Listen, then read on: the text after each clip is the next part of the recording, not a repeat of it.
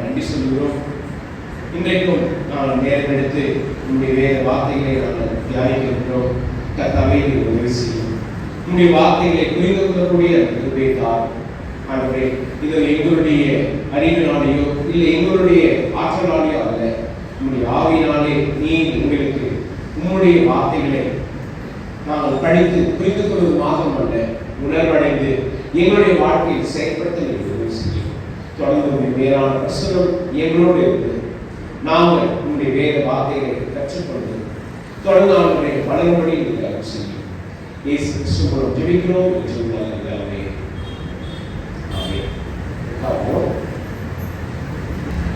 கூட நீதிமொழிகள் 9ஆம் அதிகாரத்தை பேசிக் கொண்டிருக்கிறேன். நீதிமொழிகள் 9ஆம் அதிகாரம்.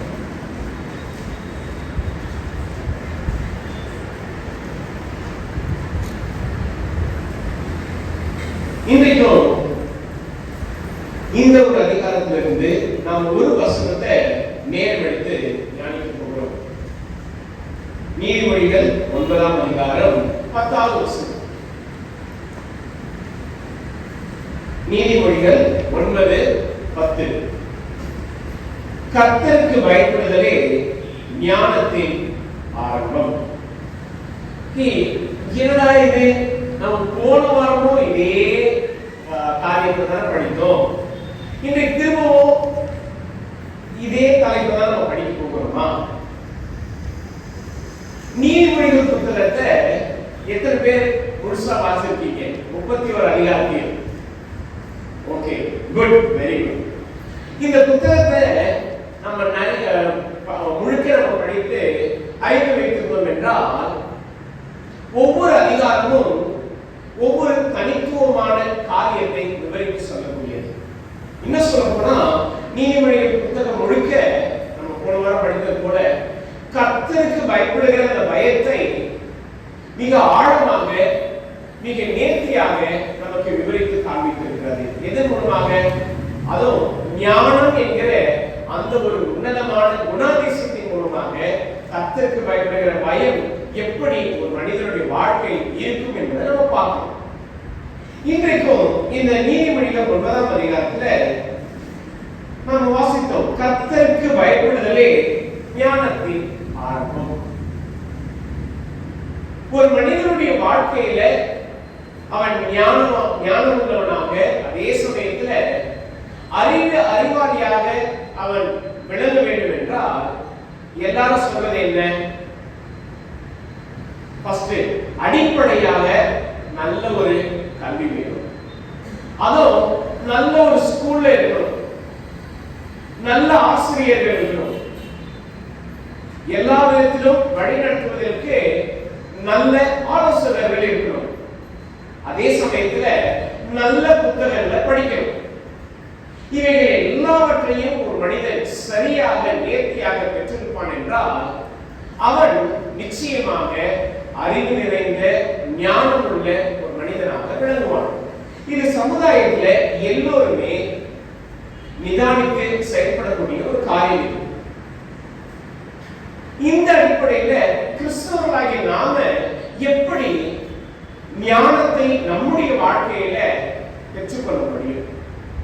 இப்போ நம்ம சொன்ன இந்த காரியங்கள், நல்ல ஸ்கூல், நல்ல ஆசிரியர், நல்ல ஆலோசகர்கள், நல்ல புத்தகங்கள், இது எல்லாவற்றையும் படித்தால் நம்ம ஞானமுள்ளவர்களாக இருக்க முடியுமா? குறிப்பா அந்தந்த துறையில அந்தந்த உங்களுடைய வேலை இடத்துல நீங்க அறிவுள்ளவர்களாக திறமையுள்ளவர்களாக இருக்கலாம். ஆனா ஆவிக்குரிய வாழ்க்கையில நாம ஞானமுள்ளவர்களாக இருக்க வேண்டும் என்றால் அதுவும் இந்த ஞானம் உலக ஞானத்தை காட்டிலும் மேலான ஒரு ஞானம். ஆண்டவர் காண்பிக்கிற, கொடுக்கிற, அருளுகிற இந்த ஒரு ஞானம் நாம் கர்த்தருக்கு பயந்து அவருக்கு பிரியமாக நாம் வாழக்கூடிய வாழ்க்கையை காண்பிக்கக்கூடிய ஒரு ஞானம்.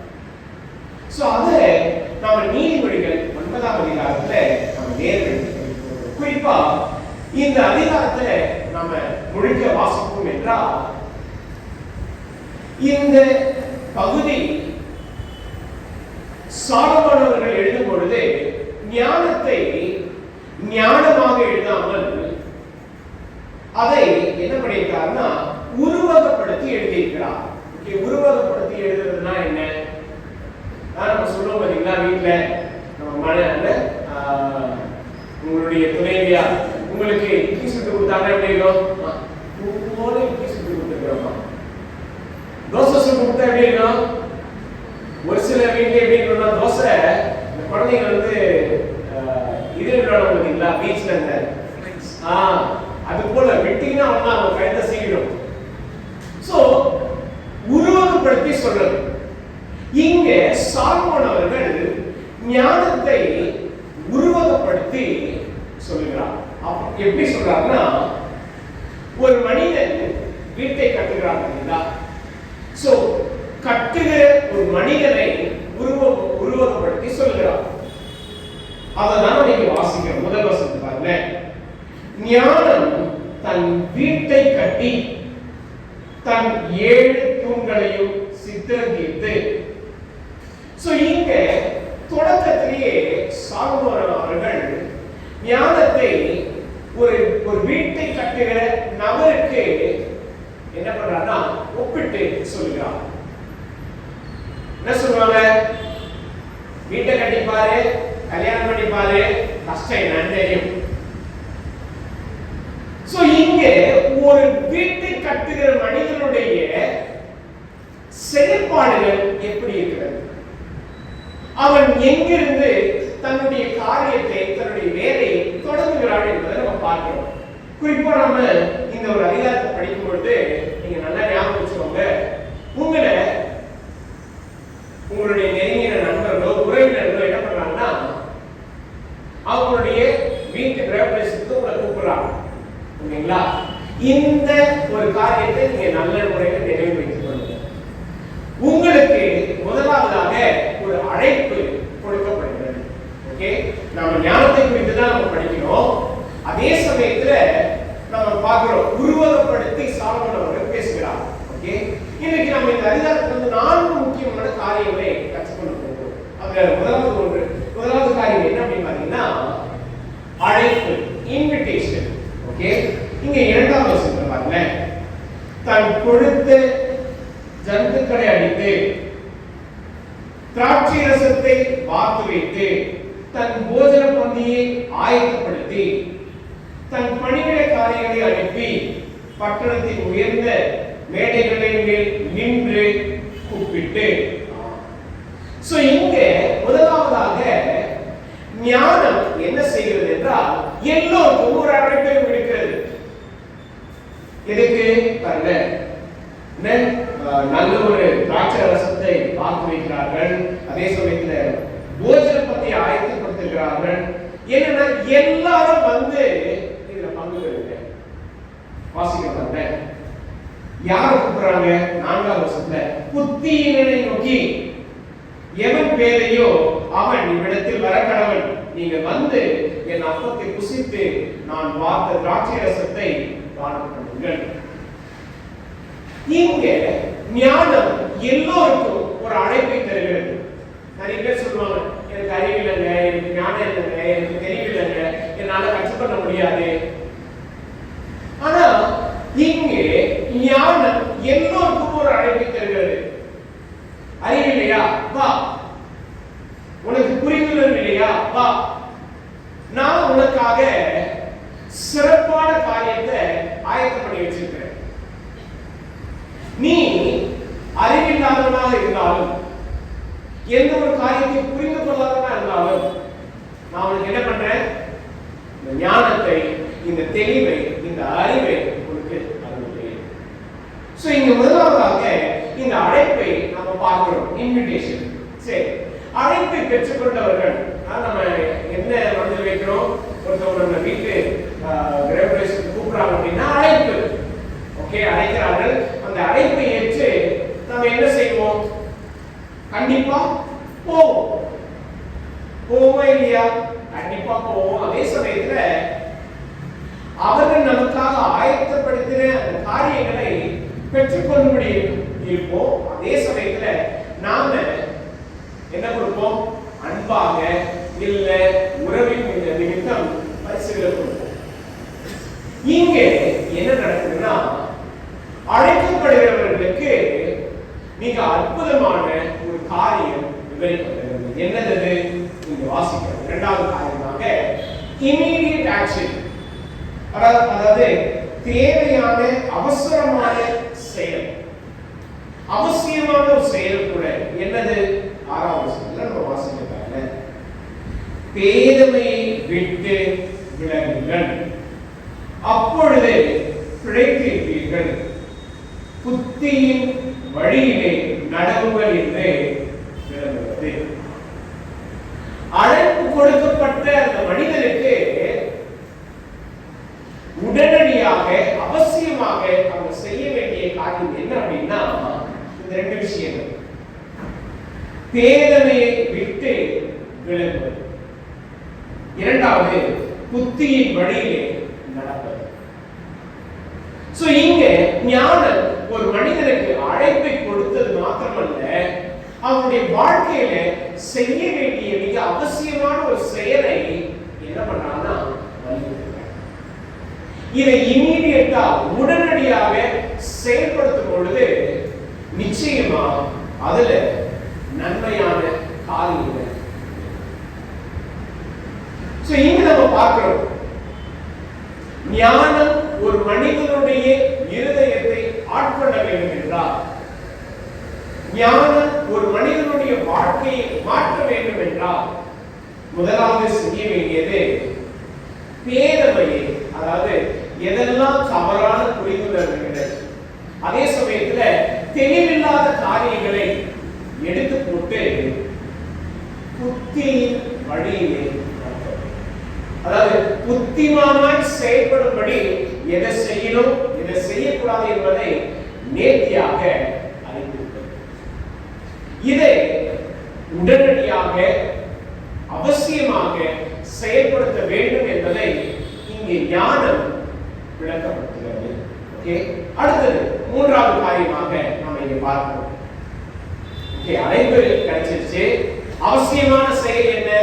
ஓகே, நம்ம இடம் இருக்கக்கூடிய வேதமை, நம்ம இடம் இருக்கக்கூடிய தவறான எண்ணங்கள், தவறான புரிந்துணர்வுகளை எடுத்துக்கொள்வது.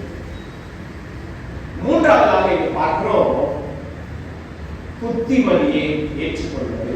எங்க நம்ம வாசிக்கிறோம் 9வது வசனத்துல, 8வது வசனம் 9வது வசனம். பரியாசக்காரனை கடிந்து கொள்ளாதே, அவனுடைய பகைப்பான். ஞானம் உள்ளவனை கடிந்து கொள், அவன் உன்னை நேசிப்பான். ஞானம் உள்ளவனுக்கு போதகம் பண்ணு, அவன் ஞானத்தில் தேறுவான். நீதிமானுக்கு உபதேசம் பண்ணு, அவன் அறிவில் திருப்தி அடைவான். சோ இங்க இந்த இரண்டு வசனங்களை நம்ம பார்க்கும் பொழுது என்ன சொல்றாரு? ஞானம் உள்ளவனை கடிந்து கொள், ஞானம் உள்ளவனுக்கு போதகம் பண்ணு, நீதிமானுக்கு உபதேசம் பண்ணு. இது எல்லாமே இன்ஸ்ட்ரக்ஷன், அறிவுரை. ஓகே, போதகம், உபதேசம், கடிந்து கொள்வது, இந்த மூன்றையும் இணைக்கும் பொழுது அறிவுரை. ஆண்டவர் குறிப்பாக ஞானம் உள்ளவர்களை இன்னும் சிக்ஷிக்கிறார் என்றால், திருத்துகிறார் என்றால், அவங்க இன்னும் ஞானம் உள்ளவர்களாக இருக்கும்படி, இன்னும் அவங்க அறிவில் சிறந்து விளங்கும்படி இந்த காரியம் செய்யப்படுகிறது. சோ இந்த மூன்றாவது காரியம் இன்ஸ்ட்ரக்ஷன், அறிவுரை. இன்றைக்கு அறிவுரையை கேட்பதற்கு நமக்கு என்ன கிடையாது? உண்மையாகவே மனதில்லை. அது இப்ப இருக்கிற சமுதாயத்தில் இருக்கக்கூடியவங்க அறிவுரையை ஏற்றுக்கொள்வதை அவதூறாய் நினைக்கிறாங்க. யார் உட்கார்ந்து கேட்டுட்டு இருப்பா, யார் உட்கார்ந்து இதெல்லாம் நம்ம கேட்டு செய்யணும், நமக்கு தேவையில்லை. ஆனா எந்த ஒரு மனிதன் தன்னுடைய வாழ்க்கையில் ஞானத்தை பெற்றுக்கொள்ள வேண்டும் என்று விரும்புகிறானோ, அவன் நிச்சயமாக தன்னுடைய தவறான எண்ணங்களை, நம்பிக்கைகளை கலைத்து போட்டு அறிவுரையை ஏற்றுக்கொள்வான். கடிந்து கொள்ளுதலை அவன் கண்டிப்பா மன தாழ்மையோடு அதை ஏற்றுக்கொள்வான். இப்ப இருக்கிற பிள்ளைகளை கண்டிக்கிறதுக்கே பெற்றோர்களாக நம்ம என்ன பண்றோம்? பயப்படுறோம். நம்ம ஏதாவது கண்டிச்சோம்னா அவங்க என்ன பண்ண மாட்டாங்க? நம்ம கிட்ட பேச மாட்டாங்க, நம்ம கிட்ட சரியா அன்பா இருக்க மாட்டாங்க, கோபத்தோட இருக்கிறாங்க. ப்ளீஸ் நம்ம பிள்ளைகளை கண்டிப்பதை இப்ப நாம என்ன பண்றீங்களா, அதை செய்யலாமா வேணாவா, அதை செஞ்சா பின்விளைவுகள் என்னவா இருக்கும், இப்படி எல்லாம் பெற்றோர்கள் யோசிக்க ஆரம்பிக்கிறாங்க. ஆனா இதே ஒரு 10 வருஷம் 15 வருஷம் முன்னாடி எல்லாம் என்ன பண்ணுவாங்க, தப்புன்னா பேச்சுவார்த்தைலாம் கிடையாது. நல்லா இருக்கிற தோசை இருக்காங்க கூட எப்படி இருக்கும், திரும்பி போடு, பேசவே தெரியாது. அது மாத்திரம் சுங்கம்னா எப்படி பயங்கரமா அடி வாங்கி இருக்கும். எல்லா விதத்திலையும் என்ன இருக்கும், வசத்தை எப்படிலாம் நீங்க எல்லாத்தையும் பயன்படுத்திருக்கோம். அது வந்து உண்மையிலே கொஞ்சம் கொடூரமான ஒரு காரியம் தான். ஆனா சிற்றை என்று சொல்லும் பொழுது, கடிந்து கொள்ளுதல் என்று சொல்லும் பொழுது, நம்ம உண்மையாகவே நம்முடைய பிள்ளைகள் ஞானத்துல அறிவுல வளரும்படி நம்ம சிச்சிக்கிறோம். இந்த வாரம் என் பையன் வந்து ஒரு வேலையை செஞ்சான். என்னுடைய வாட்சை சார்ஜ் பண்ணுறதுக்காக போட்டிருந்தேன். நான் பார்த்த ஒரு 5 மினிட்ஸ்ல வாட்சை எடுத்துட்டு அந்த சார்ஜிங் பாயிண்ட்ல ஒரு காயின் எடுத்து வைக்க போறோம். உடனே நடி முடியும். ஏன் சம்டைம்ஸ் பிள்ளைகளுக்கு ஒரு சில விஷயத்தை நாம என்ன சொல்லணும், உட்காந்து புரிய வைக்கலாம், அன்பா சொல்லலாம், கொஞ்சம் கண்டிப்பா சொல்லலாம். கேட்கலன்னா என்ன பண்ணணும், பெரம்ப கையாளணும், நம்ம அடிச்சு சொல்லி புரிய வைக்கணும். ஏன்னா இதனால பெரிய ஒரு விபத்து ஏற்பட வாய்ப்பு இருக்கு, என்ன வேணா ஆகும். சோ சம்டைம்ஸ் ஐயோ செய்யாத, அது ஒரு பாதிப்பு இல்லை. நாம அதை எப்படி எந்த காரியத்தை எந்த சூழ்நிலையில எப்படி கண்டிக்கணும், நிச்சயமா கண்டிக்கணும். சோ இங்க ஞானம் ஒரு மனிதனை தன்னுடைய வாழ்க்கையை ஆட்கொள்வதற்கு அறிவுரைகளை நாம் ஏற்கக்கூடியவர்களாக இருக்கிறோம். அந்த அறிவுரைகள் வெறும் உலக பிரகாரமான காரியங்கள் அல்ல. நீங்க வாசிக்கிறோம்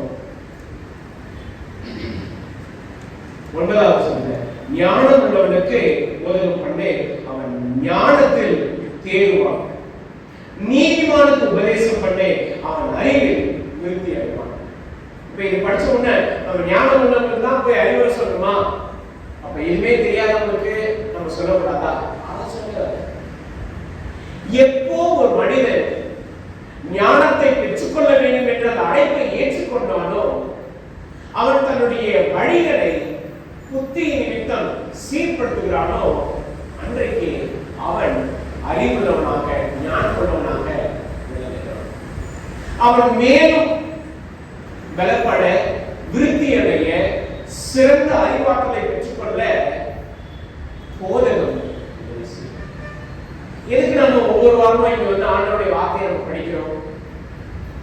One of the reason நாம இன்னும் கிறிஸ்துவை பற்றிக் கொள்வதில் ஜாக்கிரதை உள்ளவர்களாக, கிறிஸ்துவை அறிந்து கொள்வதில் ஆழமுள்ளவர்களாக இருக்கும்படி நாம் முயற்சிக்கிறோம். சோ இங்கே இந்த அறிவுரை இன்ஸ்ட்ரக்ஷன் மிகவும் அவசியம். 4வது மிக முக்கியமான ஒரு காரியம், இது வந்து எந்த ஒரு மனிதன் ஞானத்தின் அழைப்பை ஏற்றுக்கொண்டு தன்னுடைய வாழ்க்கையில் அவசியமான செயலை செய்து புத்திமதியை ஏற்றுக்கொள்கிறானோ அவன்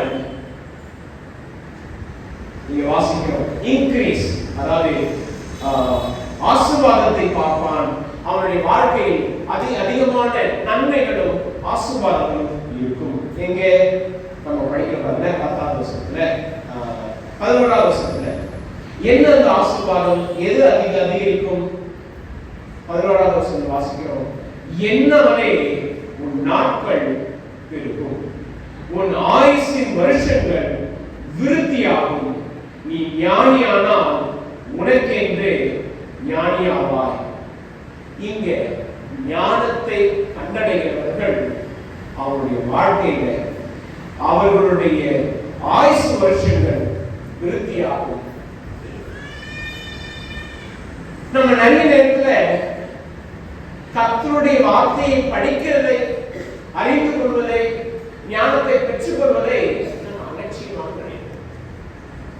ஆனா கர்த்தர் அருளுகிற இந்த ஒரு ஞானம் நமக்கு என்ன கொண்டு வரும்? நாட்களை பெருக பண்ணுமா? ஆயுசின் வருஷங்களை விருத்தியாகும். நம்ம எல்லாருமே ரொம்ப வருஷம் வாழணும்னு ஆசைப்படுவோமா இல்லையா?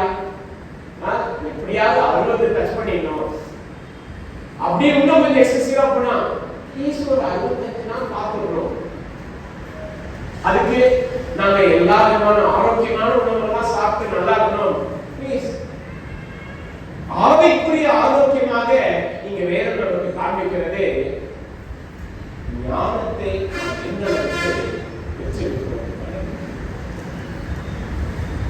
ஞானத்தை கண்டடைந்த மனிதனுடைய வாழ்க்கை, அவனுடைய ஆயுசு நாட்கள், அவன் நிச்சயமாக ஆசீர்வாதத்தை. நீங்க சொல்ற பாஸ்டர், இந்த செய்தியை நான் ஒரு இளம் வயதிலே கேட்டிருந்தா கண்டிப்பா நான் ஞானத்தை அறிவியல் பெற்றிருப்பேன், என்னுடைய ஆயுசு நாட்கள் பெருகும். நாம நிறைய நேரத்துல முடிந்து போனவர்களை குறித்து நாம கவலைப்படுவோம். அதே நம்ம இன்றைக்கும் நாம அதை தொடரணும் அப்படின்னா நிச்சயமா அந்த ஆசீர்வாதத்தை, நிச்சயமா அந்த நன்மைகளை பார்க்க முடியும். ஞானம் ஒரு மனிதனை ஆட்கொள்ளும் பொழுது அவனுடைய வாழ்க்கையை விருத்தி அடையும், அவனுடைய வாழ்நாட்கள் பெருகும், அவன் ஆண்டவருடைய ஆசீர்வாதத்தை. இங்க நம்ம படிக்கிறோம். ஓகே, நீதிமொழிகள் 9ஆம் அதிகாரத்துல இந்த காரியங்களை குறித்து சாலமோன் சொல்லும் பொழுது ஞானத்தை, ஓகே, நான் ஆரம்பத்தில் சொன்ன மாதிரி ஒரு வீட்டை கட்டின மனிதனுக்கு ஒப்பிட்ட, அதாவது உருவகப்படுத்தி அதை சொல்லியிருக்கிறார். இன்னைக்கு நம்ம வீட்டை கட்டணும் அப்படின்னாலே கண்டிப்பா உட்கார்ந்து திட்டம் போடுவோம். நம்ம கிட்ட எவ்வளவு பணம் இருக்கு, எந்த அளவுக்கு இடம் இருக்கு, எந்த அளவுக்கு நம்மளால கட்ட முடியும், எந்த அளவுக்கு நம்ம செய்ய முடியும், இது எல்லாவற்றையும் திட்டமிடுவோம், ஆயத்தப்படுவோம். இங்க சாலமோன் அவர்கள் இதெல்லாம் சொல்கிறார். ஞானம் ஒரு மனிதனுக்கு அழைப்பை கொடுக்கும் பொழுது அதை நேர்த்தியாக திட்டமிட்டு சரியாக செயல்படுத்தி அதை பெற்றுக் கொள்வான் என்றால் அதுல ஆசீர்வாதம். எனக்கு அருமையானவர்களே, நாம் ஒவ்வொருத்தரும் ஞானம் உள்ளவர்களாக, அது குறிப்பா கர்த்தருடைய காரியங்களில் நாம் ஞானத்தையும் அறிவை பெற்றுக்கொள்ள வேண்டும் என்றால் இன்றைக்கும் நாம் படித்த 4 காரியங்களை சிந்திக்கிறோம். போன வாரம் நம்ம நீதிமொழிகள் 2ஆம் அதிகாரத்தில் படித்தோம். சாலமோன் அவர்கள் எப்படி ஞானத்தை தன்வசமாக்கி கொண்டார், ஞானம் எப்படி அவருடைய வாழ்க்கையை நிரப்பிற்று. இப்ப அதே ஞானம் ஒரு மனிதனுடைய வாழ்க்கையில எப்படி செயல்படுகிறது என்று இங்கே 9ஆம் அதிகாரத்தில் அந்த அழைப்புக்கு நாம் உண்மையாக இருந்து ஏற்றுக்கொண்டு நாம் செயல்படுவோம் என்றால், நாம் அந்த அறிவுரைகளை கேட்டு நம்முடைய வாழ்க்கையை பக்குவப்படுத்துவோம் என்றால் நிச்சயமா நன்மையையும் ஆசீர்வாதத்தையும் அதே சமயத்தில் இங்கே நாம் வளர்ச்சியையும் நம்ம பார்க்க முடியும். என்ன வளர்ச்சி அது பாருங்க, 10வது வசனத்துல நம்ம பார்க்கிறோம். கர்த்தருக்கு பயப்படுதலே ஞானத்தை. இங்க தொடக்கத்தை நம்ம பார்க்கிறோம். ஏன் அந்த அழைப்பை ஏற்றுக்கொள்ளணும், ஏன் நம்முடைய வாழ்க்கையில் அவசியமான செயல்களை செய்யணும், ஏன் அறிவுரைகளை ஏற்றுக்கொள்ளணும்? ஏன்னா நமக்கு நன்மையை மாத்திரமல்ல, ஆசீர்வாதத்தை மாத்திரமல்ல, கர்த்தருக்கு பயப்படுகிற பயத்தை. அடுத்தது மிக முக்கியமான ஒரு காரியம், 10வது வசனத்தில் வாசிக்கிறோம். பரிசுத்தரின் அறிவே அறிவு. இப்போ நீதிமொழிகள் 1ஆம் அதிகாரத்துக்கு போவே.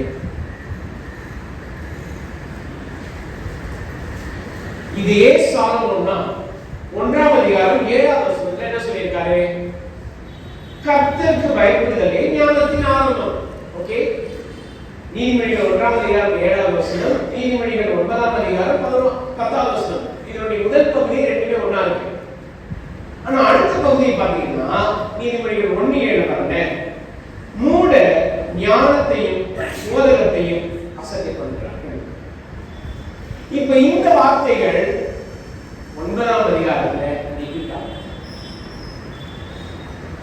சொல்றாரு?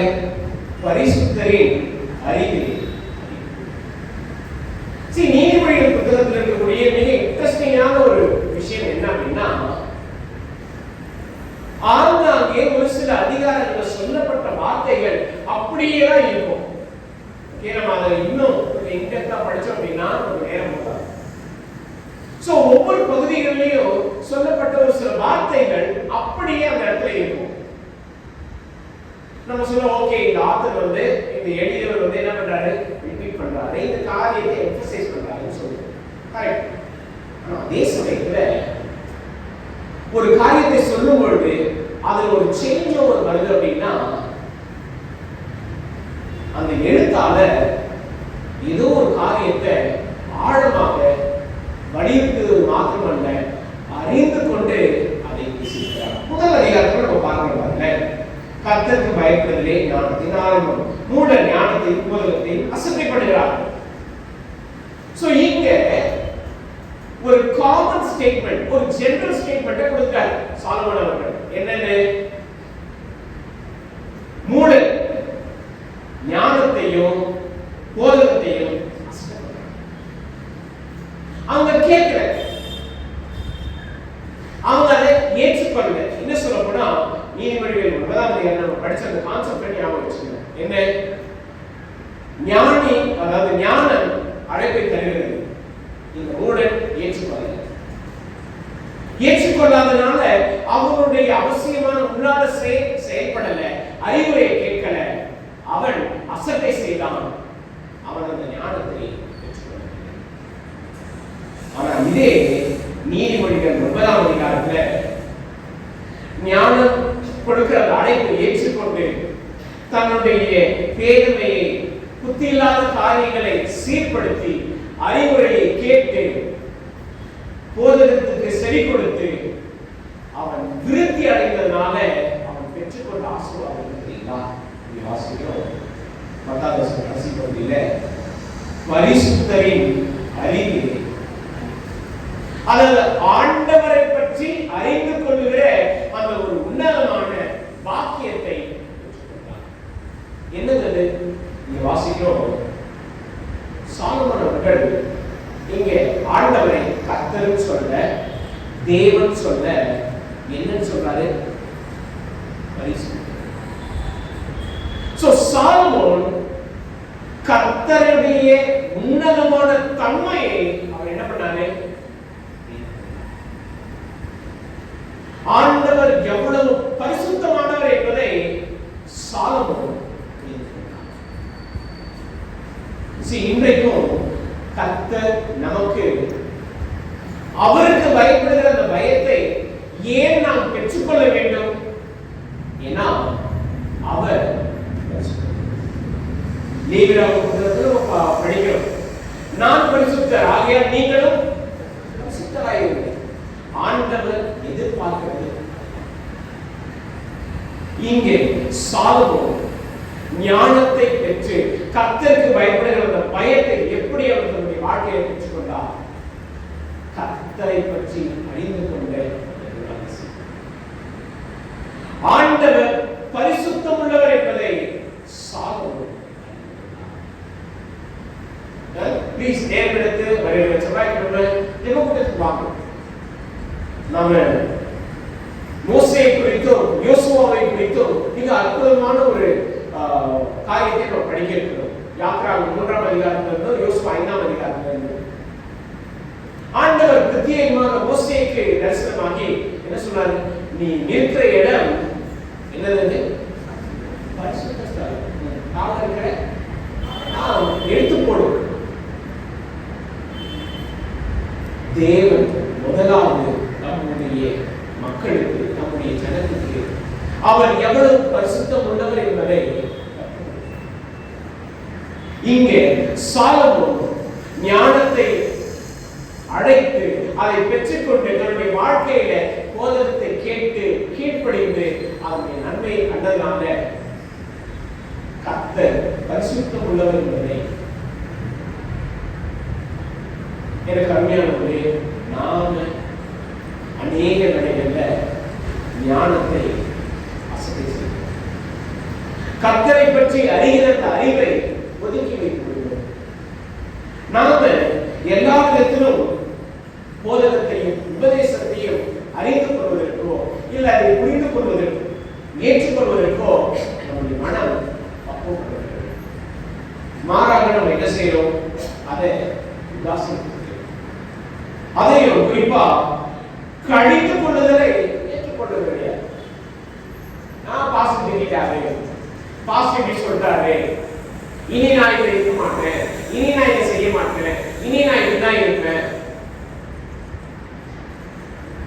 சரி, நம்ம நிறைய நேரத்துல கிறிஸ்துவ வாழ்க்கையை சுலபமாக இனிமையாக சாதாரணமாக நினைக்கிறோம். அதே சமயத்துல கர்த்தருக்கு பயப்படுகிற பயமும் அவனமாக இருக்கிறது என்பதை நம்ம இங்கே சாலமோன் நம்முடைய வாழ்க்கையில ஞானத்தை பெற்றுக்கொண்டதான மிக ஆழமான ஒரு காரணத்தை கண்டறிந்தார். கர்த்தருடைய உன்னதமான குணத்தை கர்த்தர் பரிசுத்தமுள்ளவர்களை அவர் இங்க வாசிக்கிறார்ல,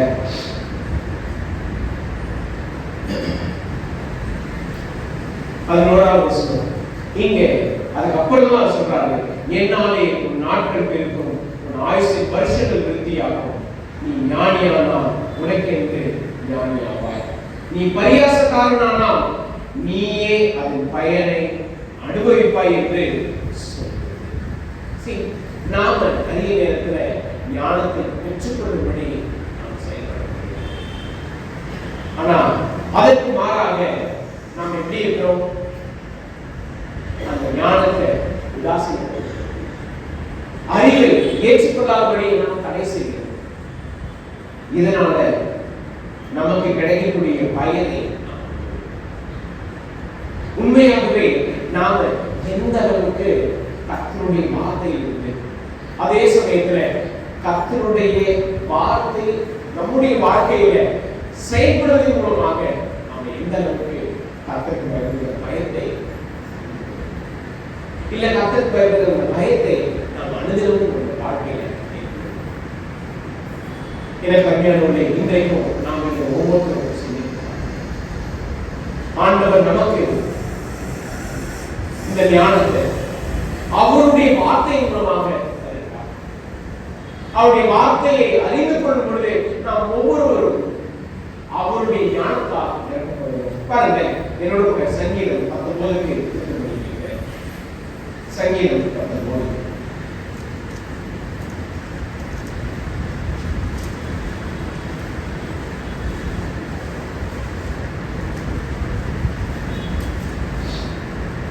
சங்கீதம் 19 7ஆம் வசனம். கர்த்தருடைய வேதம் குறைவற்றதும் ஆத்துமாவை உயிர்ப்பிக்கிறதுமாய் இருக்கிறது. கர்த்தருடைய சாட்சி சத்தியமும் பேதையை ஞானியாக்குகிறதுமாய் இருக்கிறது. நம்ம நீதிமொழிகள் 9ஆம் அதிகாரத்தில் சொன்னாங்க, பேதையை விட்டு விலகுங்கள், புத்தியின் வழியை ஏற்று நடவுங்கள். கர்த்தருடைய வார்த்தை தான் வாசிக்கிறார். அடுத்தது, கர்த்தருடைய நியாயங்கள் செம்மையும் இருதயத்தை சந்தோஷிப்பிக்கிறதுமாய் இருக்கிறது. கர்த்தருடைய கற்பனை தூய்மையும் கண்களை தெளிவிக்கிறதுமாய் இருக்கிறது. கர்த்தருக்கு பயப்படுகிற பயம் என்ன பண்றது? சுத்தமும் என்றைக்கும் நிலைக்கிறதுமாய். நீதிமொழிகள் 9ஆம் அதிகாரத்தில் பார்க்கிறோம்.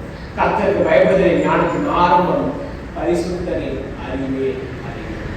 சோ கர்த்தருக்கு பயப்படுகிற பயம் நமக்கு ஞானத்தை மாத்திரமல்ல, ஆண்டவர் எப்படிப்பட்டவர், அவருடைய குணாதிசயம் என்ன என்பதை அறிந்து கொள்ளக்கூடிய ஒரு அற்புதமான ஆசீர்வாதம். நீங்க ஜெபக்கூட்டத்துல குறிப்பா யாத்திராகம புத்தகத்தை படிப்பொழுது வந்திருப்பீர்கள் என்றால் நாங்கள் இந்த காரியத்தை முடிச்சோம். மோசே அவர்கள் யாத்திராகம 1ஆம் அதிகாரத்திலே ஆண்டவரை தேசிப்பார். அதே சமயத்தில் என்னன்னா, ஆண்டவர் சொல்றார், நீ போய் நீ ஜனங்களை எகிப்து தேசத்திலிருந்து கொண்டு வா, நான் உங்களோட இருப்பேன், நான் உனக்கு கற்றுக் கொடுப்பேன், நீ பார்வோனிடத்தில் போய் பேசுவாய், எல்லாம் செய்வார். ஆனா யாத்திராகமம் 33ஆம் அதிகாரம் 34ஆம் அதிகாரத்துல மோசே அவர்கள் ஆண்டவரிடம் ஒரு காரியம் கேட்டார். ஆண்டவரே, நான் வந்து ஒரு மகிமையை பார்த்தேன், உங்களுடைய மகிமையை எனக்கு காண்பீங்க. அப்ப ஆண்டவர் சொல்றாரு, என்னுடைய மகிமையை கண்டு ஒருவனும் என்ன கிடையாது, உயிரோட இருக்க முடியாது. ஆனாலும் நான் என்ன பண்ணுவேன், கடந்து செல்வேன், நீ என்னுடைய பின்புறத்தை பார்க்க. 34ஆம் அதிகாரம் படிக்கும்போது ஆண்டவர் மோசேயை வெளிப்படுத்தினது, கர்த்தர் கர்த்தர் கர்த்தர், கிருபை, இரக்கம், தயவு, நீடிய பொறுமை, இந்த குணாதிசயத்தை எல்லாத்தையும் விளக்கப்படுத்தி இதுதான் அவருடைய மகிமை என்பதை மோசேக்கு அன்றைக்கு மோசே கர்த்தருடைய மகிமை. இது போல ஒவ்வொரு மனிதனுடைய வாழ்க்கையில கர்த்தருடைய மகிமையை காணக்கூடிய சாலமோன் கர்த்தரை கண்டடைந்த ஒரு அற்புதமான தருணம் என்ன அப்படின்னா, எப்பொழுது அவர் ஞானத்தை கேட்டாரோ விரும்பினாரோ அந்த ஞானத்தினால் கர்த்தருக்கு பயப்படுகிற பயத்தை அவர் பெற்றுக்கொண்டார். அது அவருடைய வாழ்க்கையில ஆண்டவர் பரிசுத்தம் உள்ளவர் என்பதை இன்றைக்கும் நாம் கூட கர்த்தருக்கு பயப்படுகிற அந்த பயம் ஏன் இருக்கணும்? ஏன்னா அவர் அவருடைய பரிசுத்தத்துக்கு முன்பதாக நாம் ஒவ்வொருத்தரும் நடுங்கி மிகுந்த பணிவோடு மிகுந்த மதிப்போடு இது கர்த்தருக்கு பயப்படுகிறது. சரி, நாம வந்து வேஷம் போடவோ இல்லை நடிக்கவோ இல்லை, கர்த்தருடைய பரிசுத்தத்தை நம்ம உள்ளத்தில் நாம் கண்டோம், பார்ப்போம் என்றால், உணர்வோம் என்றால் நிச்சயமா நாம் கர்த்தருக்கு பயன்படும். நீதிமொழிகள் 9ஆம் அதிகாரம் நம்முடைய சவால். நாம இந்த ஒரு பகுதியை கற்றுக்கொண்டதற்கான காரணம் என்ன? நாம் ஆராய்ந்து பார்க்க வேண்டியது, நாம் அனுதினமும் கர்த்தருக்கு பயப்படுகிற பயத்தை நம்ம வாழ்க்கையில செய்யணும். உண்மையாகவே அனுதினமும் கர்த்தருக்கு பயப்படுகிற பயம் நமக்கு இருக்கிறதா? அதே வேளையில் நாம் அனுதினமும் ஞானத்தால் நிரப்பப்படும்படி நாங்கள் கர்த்தருடைய வார்த்தையை தேடி வாசிக்கிறோம். நாம் நம்முடைய குடும்ப உறவை, குடும்ப ஐக்கியத்தை கட்ட வேண்டும் என்றால் கர்த்தருடைய வார்த்தை நாம் மட்டும்தான். ஏன்னா அவருடைய வார்த்தை ஞானத்தை அருளுகிறது. அந்த ஞானம் வீட்டை கட்டுவதற்கு நமக்கு எல்லா விதத்திலும் உதவி செய்கிறது. நாம் ஒவ்வொருத்தரும் ஓகே, நம்ம வீடு கட்டணும்னா பிசிக்கலான ஒரு பில்டிங் ஸ்ட்ரக்சரை நான் சொல்றேன். நம்முடைய குடும்பம், நம்முடைய குடும்பத்தில் உள்ள பிள்ளைகள், அவங்களுடைய எதிர்கால சந்ததி உண்மையாக ஒரு கிறிஸ்துவ குடும்பமாக, கிறிஸ்துவை நேசிக்கிற ஒரு குடும்பமாக இருக்க வேண்டும் என்றால் அவர்கள் அனுதினமும் கர்த்தருடைய வார்த்தையை தியானிக்கிறவர்களாக, சார்ந்திருக்கக்கூடியவர்களாக, கர்த்தருக்கு பயப்படுகிற பயத்தோடு இருக்கிறோம். அதே சமயத்தில் கர்த்தர் பரிசுத்த உணவர் என்பதை நாம் அறிந்து உணர்ந்து வளர்வோம் என்றால் நாமும் சரி, நம்முடைய வீடும் சரி அற்புதமாக ஆசீர்வாதமாக. இன்றைக்கும் இந்த 4 காரியங்களை நாம் நினைவுபடுத்திக் இவைகளை நாம் ஏற்று செயல்படுத்துவோம் என்றால் கர்த்தருக்கு பயப்படுகிற பயமும் அதே வேளையில் ஆண்டவர் யார் என்பதை நாம் தனிப்பட்ட முறையில் நம்முடைய வாழ்க்கையில அறிந்து அதற்கு கர்த்தர் அருளுகிற இந்த ஞானம் நம்மை அடைக்கிறது. அந்த அழைப்பை ஏற்றுக்கொண்டு நாம் புத்திமதிகளை, உபதேசத்தை, போதகத்தை கேட்போம் என்றால் நாம் ஒவ்வொருவரும் வளருவோம், விருத்தி அடைவோம், அதிகமாய் பெறுவோம், ஆசீர்வாதம். அப்படிப்பட்ட ஒரு ஆசீர்வாதத்தை ஆண்டவர் தருகிறார். அதை நாம ஏற்றுக்கொள்வதற்கு உண்மையாகவே ஆயுதம். அதே வேளையில் இன்றைக்கு நாம பரிசுத்த பந்தியில பங்கேற்கிறோம். கர்த்தருக்கு பயப்படுகிற அந்த பயத்தோடு ஆண்டவர் பரிசுத்தம் உள்ளவர். இன்றைக்கு நான் இந்த பந்தியிலே பங்கு பெறுகிறேன் என்றால் இது பரிசுத்தமானதை என்னை அறிந்து பயத்தோடு, பக்தியோடு இந்த பங்கு கண்கள் முடிவு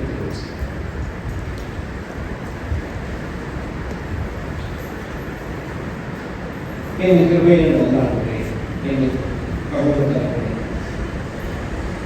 இன்றைக்கு உங்களுடைய வேத வார்த்தைகளுக்காக நன்றி சொல்கிறோம். உங்களுடைய வேத வசனம் எங்களுக்கு ஞானத்தையும் தெளிவையும் அறிவையும் கொடுக்கிறது என்பதை அறிந்து வந்து நாம் தொடர்ந்து அதை நாம் தியானிக்க கற்றுக்கொண்டிருப்பதை செய்கிறார்.